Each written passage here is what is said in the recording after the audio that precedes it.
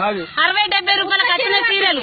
కవిత ఉన్నది, కేసీఆర్ బిడ్డ, బతుకమ్మలు కట్టుకొని ఇవే ఆడుతుందా? ఇది చీరలు కట్టుకుంటుందా? బతుకమ్మ ఆడుతుందా? బతుకమ్మ పండుగ నాడు ఈ చీర కట్టుకొని ఆడొస్తా ఈ చీరలు? ఎట్లా పంపిండి ఈ చీరలు కేసీఆర్? కేసీఆర్ కి ఏమైనా బుద్ధి ఉందా ఈ చీరలు పంపడానికి? గతంలో కంటే ఇప్పుడు బాగానే ఉన్నాయి చీరలు.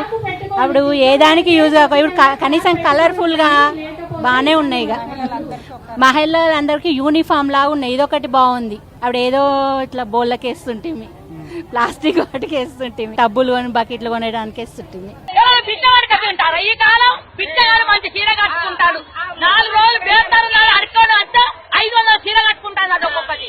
ఈ చీరలు అనయాయిస్తులు కానీ ఇచ్చిలో 200 చీర 300 చీర ఇయ్యనుండి లేకుండా నువ్వు ఇయ్యగానే పోనుండి ఎవరు ఇవ్వను నిన్ను చీరలు పిచ్చి పెట్టిరా?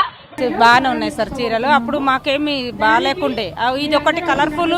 సభ్యులు ఐకేపీ మహిళలు అంటే మనకు ఇది ఒక యూనిఫామ్. అందరూ ఎక్కడున్నా యూనిఫామ్. ఇది సభ్యులు అనేది తెలిసిపోతుంది అందరికి ఇచ్చేస్తే. కాకపోతే గతంలో కంటే ఇప్పుడు బాగున్నాయి సార్ చీరలు బాగున్నాయి.